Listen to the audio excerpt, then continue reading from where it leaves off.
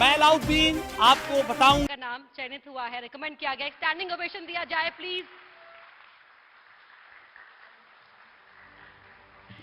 Thank you so much.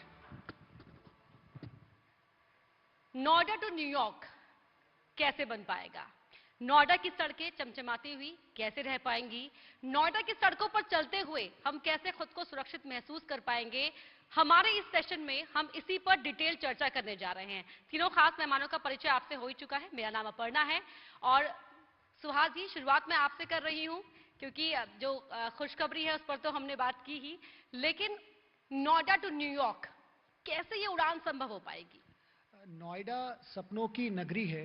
जैसे आपने कहा, न्यूयॉर्क भी सपनों की नगरी है। न्यूयॉर्क में भी लोग नौकरी की तलाश में आते हैं और वहाँ आके बसते हैं और अपने सपनों को पंख देते हैं। और नोएडा भी कुछ ऐसा ही है। नोएडा में आप देखेंगे कि देश के विभिन्न कोने से हर तबके के लोग आते हैं। यहाँ आईटी सेक्टर में काम करने वाले आते हैं, जो सबसे नीचे तबके के हैं, रेडी पटरी जो लगाते हैं वो भी आते हैं।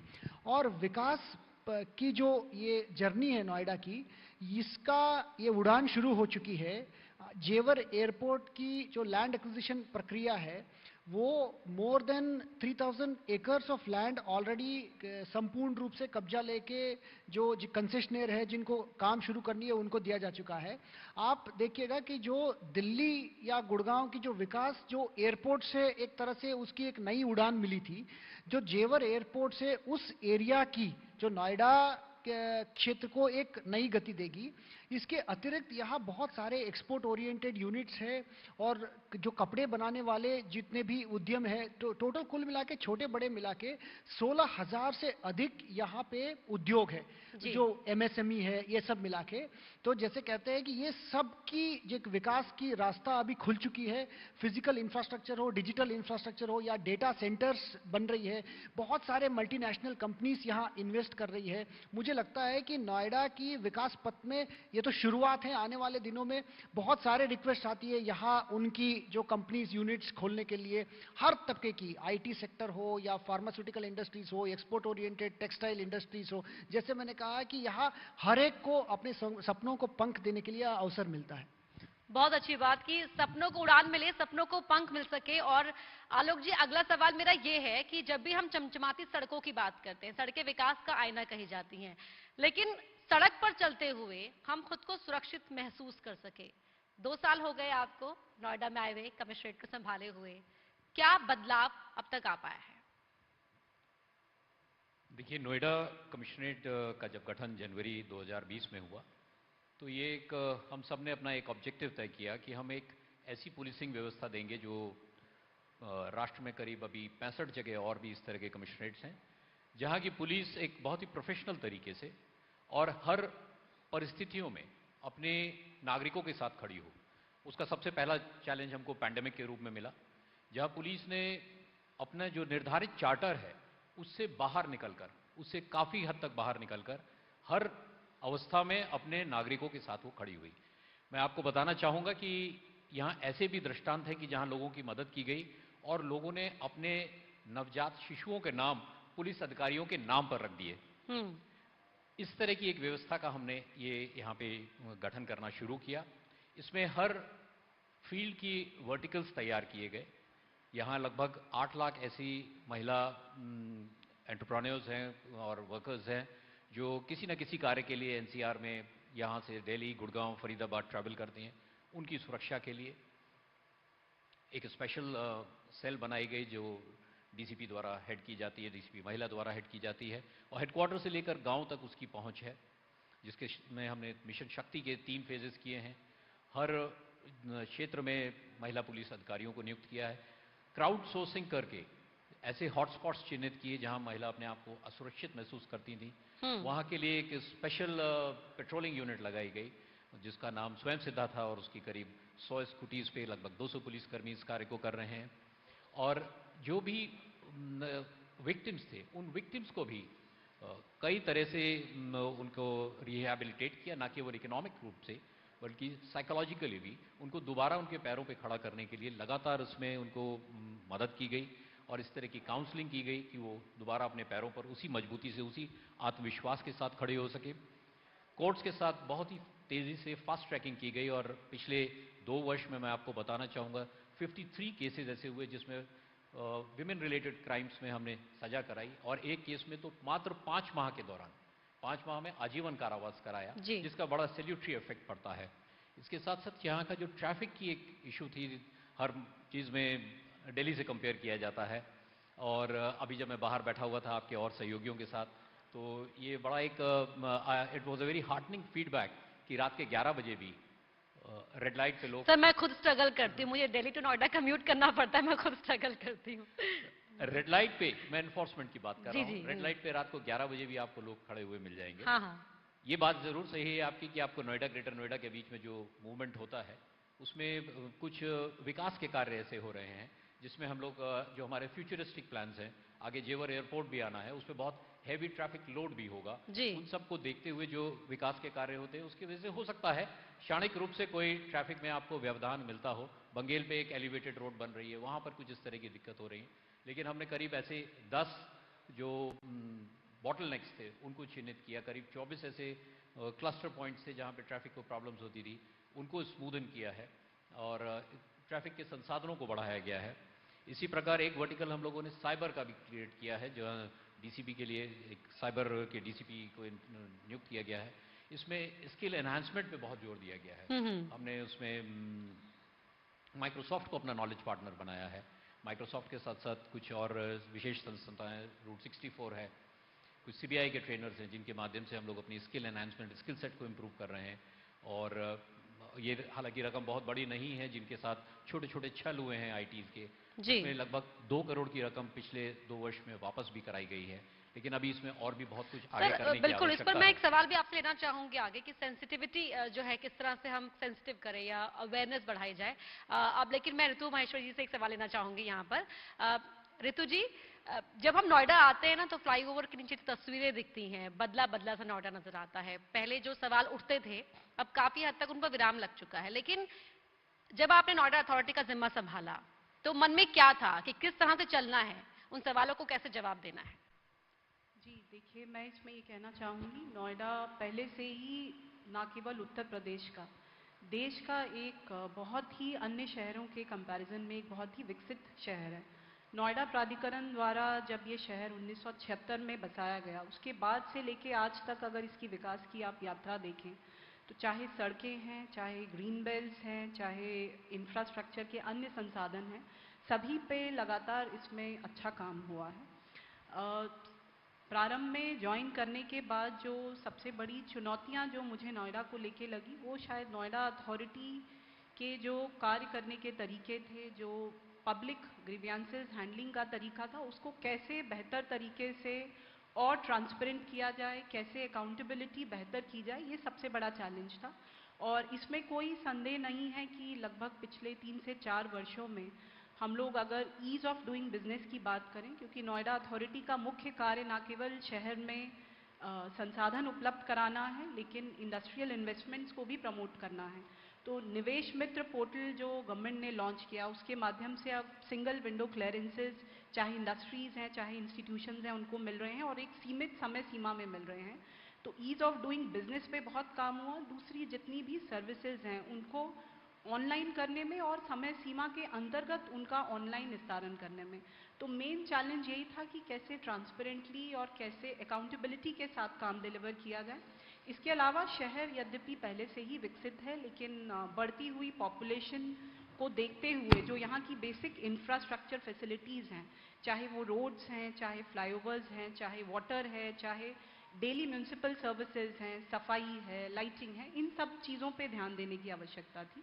तो इन्हीं 2 पहलुओं पे काम किया गया कि कैसे एग्जिस्टिंग संसाधनों को बेहतर तरीके से लोगों तक पहुंचाया जाए, दूसरा कैसे संसाधनों को आगे आने वाली पॉपुलेशन के लिए और उसको अपस्केल किया जाए, कैसे शहर को और विकसित किया जाए। जी आलोक जी, जब हम लॉ एंड ऑर्डर की बात करते हैं तो एक एक्सटेंशन जो नोएडा टू न्यूयॉर्क उड़ान का हम देख पा रहे हैं जेवर एयरपोर्ट, ऑब्वियस सी बात है कि जब डेवलपमेंट होगा तो चुनौतियां भी बढ़ेंगी, जिम्मेदारियां बढ़ेंगी। तो किस तरीके से लॉ एंड ऑर्डर की दिशा में आप लोगों की प्लानिंग है? क्योंकि ये कहा जाता है, तारीफ होती है कमिश्नरेट बनने के बाद, कि जो ऑर्गेनाइज क्राइम था या जो बड़ी घटनाएं थी उन पर तो काफी हद तक लगाम लगी है, लेकिन अभी भी छोटी छोटी घटनाएं हो रही हैं। देखिए, आपने बिल्कुल ठीक कहा कि जो हमारी फर्स्ट प्रायोरिटी थी वो नोएडा ऑर्गेनाइज क्राइम की वजह से यहाँ पे इन्वेस्टमेंट कम होता था या वो धीरे धीरे क्षीण हो रहा था। तो पिछले 1.5 वर्ष में 1 अरब 45 करोड़ की गैंगस्टर्स की संपत्ति जो है वो गैंगस्टर एक्ट में अटैच की गई है। तो ये एक बहुत कड़ा प्रहार हुआ है, कानूनी प्रहार हुआ है इनकी आर्थिक रीढ़ पे, जिससे वो डिसमेंटल हुए हैं। और जहाँ तक स्ट्रीट क्राइम की बात है, स्ट्रीट क्राइम पे भी लगातार जो रिस्पांस है, पुलिस का जो रिस्पांस है, वो रिस्पांस बहुत बेहतर हुआ है। घटनाएं हुई हैं लेकिन उनको बहुत ही क्वालिटी के साथ उनको वर्कआउट किया गया है और बहुत ही एक एग्रेसिव स्ट्रीट पुलिसिंग हुई है, जिसमें चांस इनकाउंटर्स भी हुए, करीब 250 के करीब इस तरह के क्रिमिनल्स थे जिनको चोट लगी। और जहाँ तक आप नोएडा को न्यूयॉर्क की बात करती हैं, तो मैं आपको बताना चाहूँगा कि वो न्यूयॉर्क जो इकोनॉमिक डेजल तो लगता है, लेकिन जो उसकी अंडर बैली है उसमें लगभग 400 मर्डर्स, लगभग 1200 रेप्स और लगभग 10,000 रॉबरीज एनुअली होती हैं। अगर इनके कंपैरिजन में हम अपनी नोएडा की तस्वीर देखें तो वो इसका 10% भी नहीं है। और पिछले 1.5 वर्ष में डेकॉइटी, रॉबरी और महिलाओं के संग जो क्राइम्स हुए हैं उसमें सब में बहुत ही फिनोमिनल कंट्रोल हुआ है। स्ट्रीट क्राइम्स है लेकिन अभी उस पर भी एक बहुत ही क्वालिटी रिस्पांस के साथ उनको भी कंटेन किया जा रहा है। जी सर, एक और सवाल यहाँ पर क्विक रिस्पांस टाइम की हम बात करते हैं कि वो आप लगातार देखा गया कि डिपार्टमेंट में काम हो रहा है उसको इम्प्रूव करने का, आगे क्या एजेंडा है उसको लेकर? देखिए, आगे जो हमारे इश्यूज हैं वो हम जो टेक्नोलॉजी का जो सहारा है उसको और ज़्यादा बढ़ा रहे हैं। विशेषकर साइबर क्राइम, इस लॉकडाउन के तहत विश्व में सभी जगह साइबर रिलेटेड इंस्टेंसेस बढ़े हैं और लगभग 65% all over the world cyber crime बढ़ा है। तो हमारी जो one of the focus areas है वो साइबर क्राइम को कंट्रोल करने की है।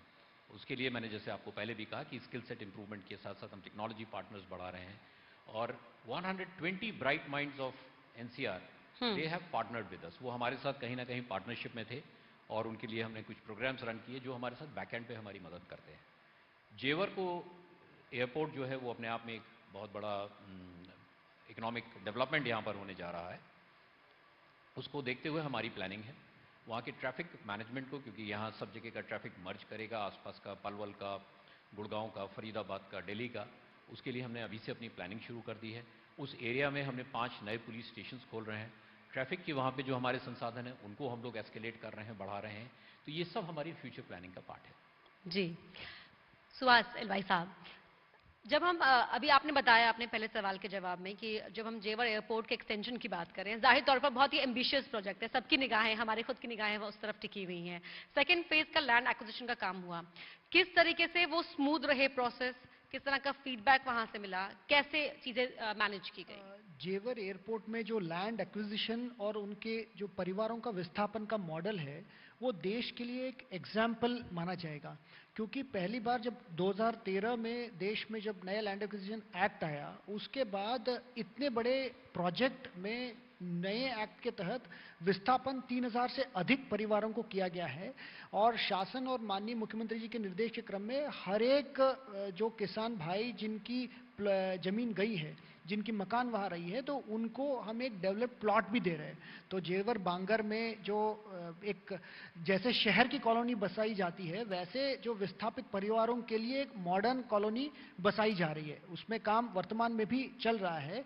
तो इस मॉडल को विभिन्न प्रदेशों में भी स्टडी किया जा रहा है कि कैसे इतने बड़े प्रोजेक्ट जो 3000 एकड़ जो प्रथम चरण में लिया गया है, कंप्लीट पोजीशन लिया गया है, वैसे ही द्वितीय चरण के लिए भी हमारी जो प्लान्स है, ना सिर्फ पर्टिकुलर एयरपोर्ट का प्लान है जो कई रनवेज की होगी, एक तरह से विश्व के एक बेहतरीन एयरपोर्ट्स में से होगी, पूरे उस एरिया में आप फिल्म सिटी का ले सकते हैं, आसपास की जेवर क्षेत्र में इंडस्ट्रियल डेवलपमेंट का ले सकते हैं, पूरे आप यमुना से यहाँ से लेके नोएडा से लेके आगरा तक जो एक्सप्रेसवे के आसपास की जो प्लान डेवलपमेंट है, ये सारे वो। और ये आप जानते होंगे कि जो जेवर एयरपोर्ट से दिल्ली एयरपोर्ट के लिए एक नई कनेक्टिविटी नेशनल हाईवे के साथ प्लान ऑलरेडी किया जा रहा है, ऑलरेडी जमीन को चिन्हित किया जा रहा है। ऐसे फ्यूचरिस्टिक प्लान किया जा रहा है, सिर्फ आज के लिए प्लान नहीं किया जा रहा है, ये लगभग हम 30 साल बाद के लिए हम हर चीज को, छोटी छोटी चीज को प्लान कर रहे हैं। मैं उदाहरण देता हूं कि फ्यूचरिस्टिक प्लानिंग का,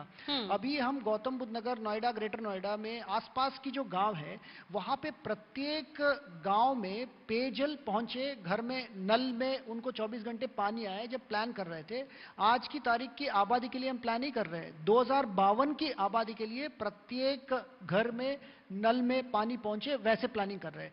तो नोएडा में, गौतम बुद्ध नगर में प्लानिंग ही ऐसे किया जा रहा है कि फिजिकल इंफ्रास्ट्रक्चर हो, घर घर में इंफ्रास्ट्रक्चर हो, डिजिटल इंफ्रास्ट्रक्चर हो, फ्यूचरिस्टिक रखते हुए ही उसको आगे ले जाया जा रहा है। जी ऋतु जी, जब हम नोएडा टू न्यूयॉर्क की बात करते हैं ना, तो उसमें सपने भी हैं, उम्मीदें भी हैं, लेकिन एक जो समस्या, क्योंकि मेरे बहुत सारे जो हमारे कलीग्स हैं नोएडा में ही रहते हैं, हाई राइज बिल्डिंग में रहने वालों या जो भी नोएडा की सड़कों ट्रैवल कर रहा है, धूल की जो एक परेशानी है, वो जो आजकल के मौसम में बढ़ भी जाती है, किस तरीके से आप उससे निपटने के लिए आपकी प्लानिंग है? देखिए, जहाँ तक डस्ट की बात है, एक बात हम लोग को ये भी समझनी पड़ेगी कि डेवलपमेंट जहाँ भी रहता है, किसी भी शहर के विकास के लिए कंस्ट्रक्शन वर्क्स, चाहे वो रियल एस्टेट प्रोजेक्ट्स हैं या कंस्ट्रक्शन के जो डेवलपमेंट वर्क्स हैं, वो करना ज़रूरी है। तो जब भी इस तरह के प्रोजेक्ट, जो बड़े प्रोजेक्ट्स ग्राउंड पे होते हैं, तो पॉल्यूशन की समस्या निश्चय ही बढ़ती है।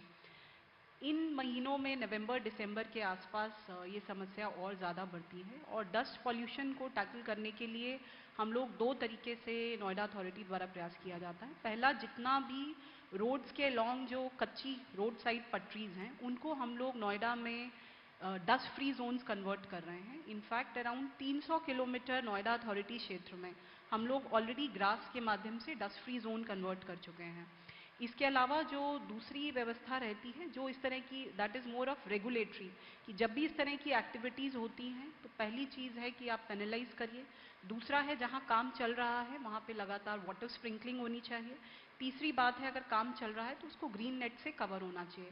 तो one way of ensuring it is through regulation, through preventive measures, चाहे आपने स्मोक गन लगा दिया काम के दौरान, चाहे स्प्रिंकलिंग करा दिया, नेट से कवर कर लिया। And the second way is कि किस तरह से जो कच्ची जो रोड साइड्स हैं उनको कैसे स्ट्रेंथन कर सकते हैं। तो डस्ट को कंट्रोल करने के लिए लगातार ये प्रयास अथॉरिटी के द्वारा किए जा रहे हैं। जी आलोक जी, हम बात कर रहे थे साइबर क्राइम की, क्योंकि अब जितना हम डिजिटलाइजेशन का इस्तेमाल कर रहे हैं, हम में से कोई तीसरा या चौथा शख्स साइबर क्राइम का शिकार हो रहा है। पहले तो देखा जाता था कि लोगों को मालूम ही नहीं होता था कि हम शिकायत लेकर कहाँ जाए, जिनके पास जाते थे उन्हें नहीं मालूम होता था कि इसका समाधान कैसे करना है। बदलते वक्त के साथ किस तरह तैयारियां बदली गई? देखिए, इसके लिए एक बहुत ही कॉम्प्रिहेंसिव योजना हमारे पास है और उसको हम लोगों ने इम्प्लीमेंट करना भी शुरू कर दिया है। जैसा आपने कहा, लोगों को पता ही नहीं था, तो एक अवेयरनेस ड्राइव शुरू किया है, स्पेशली जो हमारे जो टेक्नोलॉजिकली बहुत सेवी नहीं है, रिटायर्ड पर्सनल यहाँ बहुत बड़ी संख्या में रहते हैं नोएडा में और ग्रेटर नोएडा में, उनको हमने अवेयर करना शुरू किया। स्कूल गोइंग किड्स को जो बहुत ज़्यादा डिजिटल वर्ल्ड में एक्टिव हैं, उनको अवेयर किया है कि कैसे आप अपने आप को इस तरह से बचा सकते हैं। और इस सब के बाद भी अगर कोई किसी के साथ क्राइम घटता है तो उसको कैसे क्विक रिस्पांस, क्योंकि अब गेटवेज इतने रैपिडली वहाँ से मनी ट्रांसफ़र होता है कि the golden hour is hardly 12 hours. अगर 12 घंटे के अंदर हम रिपोर्ट करके और उसके जो कॉल सेंटर्स हैं, उसके जो फोकल पॉइंट्स हैं, वहाँ पर अगर हम पहुँचते हैं तो वो मनी को हम लोग ब्लॉक कर सकते हैं। इसी तरह डार्क वेब पर भी बहुत सारी एक्टिविटीज़ हो रही हैं, जिसके लिए हमारी टेक्निकल टीम लगातार काम करती है। और यहाँ जो डीसीपी साइबर क्राइम है, he is himself a cyber expert, उनके साथ मिलकर ना केवल हम अपना स्किल सेट बढ़ा रहे हैं, लेकिन लोगों में अवेयरनेस भी इसकी दिशा में बढ़ा रहे हैं। और लगातार हम अपने पार्टनर्स जो हैं, नॉलेज पार्टनर्स, उनके साथ अपने एक्सपीरियंसेस को शेयर करते हैं और बहुत से जो साइबर एक्सपर्ट्स हैं, जो फ्रीलांस हैं, उनकी सेवाओं को भी ले रहे हैं। जी सुहास जी, एक सवाल ये, जिस तरह से आलोक सर ने पूरे चेंजेस गिनवाए कमिश्नरेट बनने के बाद, बतौर डीएम आपने क्या चेंजेस महसूस किए? कमिश्नरेट बनने के बाद किस तरह से चीजें बदली हैं? जो भी एडमिनिस्ट्रेटिव सिस्टम्स बनती है, फाइनली जनता की सुविधा के लिए बनती है। और एक टीम, TEAM कहते हैं, टुगेदर एवरीवन अचीव्स मोर। तो मेरा ये मानना है, और मुझे पता है कि सर भी सहमत होंगे, कमिश्नर सर, कि हम सब मिलके जनता के लिए काम करेंगे। उदाहरण के लिए कोई किसान भाई आए, कहे कि मेरे जमीन में कोई अवैध कब्जा कर रहा है, उस वक्त हमें ये नहीं सोचना चाहिए कि मैं डीएम हूं या पुलिस कमिश्नर हूं। हम लोग वो नहीं सोचते। हम लोग सोचते हैं कि संयुक्त रूप से हम इनकी हल कैसे निकालें। तो हमेशा एडमिनिस्ट्रेटिव सिस्टम्स में ये भी कहा जाता है कि a leader is as good as its team. और हम लोग जब लीडरशिप पोजीशंस में रहते हैं, हम लोगों की जिम्मेदारी ये रहती है कि हम आपस में कोऑर्डिनेशन के साथ जितने भी हमारी टीम है उनको मोटिवेट करके रखें।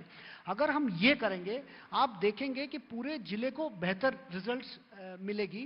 तो जो कोरोना मैनेजमेंट थी, कोविड मैनेजमेंट थी, जो नोएडा में बहुत ही चुनौतीपूर्ण था, और पूरे हम लोगों की टीम ने और सिटीजन सेंट्रिक इनिशिएटिव्स के साथ, क्योंकि हम लोग जितना भी करें, एक फेमस कहावत है कि डेमोक्रेसी में सबसे इंपॉर्टेंट ऑफिस कौन सी है, और अमेरिकी राष्ट्रपति बराक ओबामा हमेशा कहते थे कि सबसे इंपॉर्टेंट ऑफिस है ऑफिस ऑफ सिटीजन, नागरिक का जो ऑफिस है। और यहाँ पे खास तौर पे नोएडा में नागरिक बहुत जागरूक है। जब जागरूक नागरिक आपके साथी होते हैं, आप डीएम होके या किसी अन्य पद में होके बहुत बेहतर सेवाएं दे सकते हैं। जी, तुझे एक आखिरी सवाल, पीने के पानी की समस्या अक्सर जो हम गंगा वाटर की सप्लाई देखते हैं, दिवाली के टाइम थोड़ी डिस्टर्ब रहती है नोएडा के अंदर। आगे को लेकर आपकी क्या प्लानिंग है, और जो अभी मौजूदा हालात में उसको लेकर क्या रोड मैप है? देखिए, वाटर की सप्लाई जो नोएडा की बढ़ती हुई पॉपुलेशन को देखते हुए भी वर्तमान में हम लोग बिल्कुल सेल्फ सफिशिएंट हैं। जहाँ तक गंगा वाटर का प्रश्न है, गंगा वाटर के लिए हम लोग का एक बड़ा एम्बिशियस नया प्रोजेक्ट अंडर कंस्ट्रक्शन है। हम लोग उसमें around 90 MLD additional Ganga water जो एक्सप्रेसवे के लॉन्ग सेक्टर्स नए डेवलप हुए हैं, उनमें क्योंकि आगे आने वाले समय में हाई राइज सोसाइटीज़ बनी हैं और आगे काफ़ी उसमें पॉपुलेशन एक्सपैंड होगी, तो 90 MLD का एक प्रोजेक्ट है जो हम लोग most probably with in next 3 to 4 months complete कर लेंगे। तो वो एक बहुत बड़ा योगदान रखेगा आगे आने वाली पॉपुलेशन की वाटर डिमांड को कैटर करने के लिए। एट द सेम टाइम जो हमारा एग्जिस्टिंग वाटर सप्लाई नेटवर्क है, जो non Ganga water supply network है, उसको हम लोग लगातार स्ट्रेंथन कर रहे हैं। और इनफैक्ट क्योंकि 76 से लेके अब तक जो आबादी है उसका प्रपोर्शन बढ़ता रहा है, इंफ्रा भी बड़ा है, लेकिन कई जगह जो लैप्सेस रहे हैं, तो जो ट्यूबवेल्स हैं या रेनी वेल्स हैं, in fact over the past 1 year also जितना 50% नेटवर्क खराब पड़ा हुआ था, उसका 50% हम लोग रेजुविनेट करके दोबारा वाटर सप्लाई हम लोग उसकी रिस्टोर कर पाए हैं। इसीलिए जब भी गंगा वाटर 1 महीने के लिए बंद रहता है, सप्लाई की समस्या बढ़ती ज़रूर है, लेकिन इस बार फिर भी क्योंकि पिछले 2 वर्षों से मैं देख रही हूँ, इस बार क्योंकि हमने 50% नेटवर्क रीस्ट्रेंथन करके दोबारा चालू किया है, तो प्रॉब्लम पिछली बार से रिलेटिवली कम है। जल के साथ साथ जुड़ा हुआ एक मुद्दा सीवरेज का भी रहता है। एंड इसमें मैं ये भी बताना चाहूँगी, नोएडा क्षेत्र शायद देश के कुछ ही चुनिंदा शहरों में है जिसमें जितनी पॉपुलेशन को रिक्वायरमेंट है उससे ज़्यादा एसटीपी कैपेसिटी ऑलरेडी एग्जिस्टिंग है। तो हम लोगों के 6 बड़े ही मॉडर्न टेक्नोलॉजी से बने हुए एसटीपीज फुली फंक्शनल हैं। एंड आगे आने वाले 10 साल की पॉपुलेशन को देखते हुए हम लोगों ने 2 नए एसटीपीज ऑलरेडी बनाना शुरू कर दिए हैं, और जो अराउंड 180 MLD एडिशनल कैपेसिटी का सीवरेज ट्रीट करेंगे एंड नेक्स्ट 6 मंथ्स में ऑपरेशनल होंगे। तो प्रयास यही है कि जहाँ तक जल का नेटवर्क है वो भी हम वर्तमान में सेल्फ सफिशिएंट हैं, लेकिन जो आगे की पॉपुलेशन है उनकी नीड्स को देखते हुए भी अगले 6 से 7 महीने में जल, सीवरेज और गंगा वाटर तीनों चीज़ों को एडिक्वेटली टैकल कर पाएं। बिल्कुल, और हम उम्मीद करते हैं कि जल्दी जो नोएडा टू न्यूयॉर्क हमारे सेशन का नाम है, हम नोएडा को सफिशिएंट बनाएं और बाकी के शहर नोएडा से अपनी तुलना करें। बहुत बहुत शुक्रिया आप तीनों का ही सार्थक चर्चा के लिए।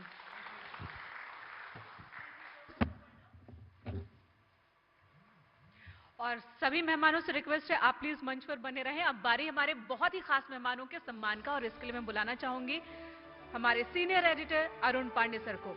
सर प्लीज आप मंच पर आइए। तालियां बजती रहनी चाहिए क्योंकि नोएडा, गौतम बुद्ध नगर ये वो जिला है, वो शहर है जो कि पूरे उत्तर प्रदेश की अर्थव्यवस्था की रीढ़ है। यहाँ से करोड़ों लोगों को रोजगार मिलता है और यहाँ के विकास से तुलना की जाने लगी है हाईटेक सिटी, प्लान सिटी। और ये जो खास मेहमान हमारे साथ मौजूद हैं, उस तस्वीर को साकार करने में मेहनत कर रहे हैं, अपनी भूमिका निभा रहे हैं। और मुझे लगता है मेनका वो दिन दूर नहीं जब सच में नोएडा न्यूयॉर्क बन जाएगा। बिल्कुल, तालियां रुकनी नहीं चाहिए। ऋतु जी के लिए भी तालियां। ऋतु जी, जिनके लिए कहा जाता है कि बहुत ही क्लीन विजन है इनका कि किस तरीके से जिले में काम करना है और बेहतरीन फैसले, कड़े फैसले लेती हैं, जिसका असर भी हमें देखने को मिल रहा है। 2014 से लेकर अभी तक बहुत कुछ हुआ है।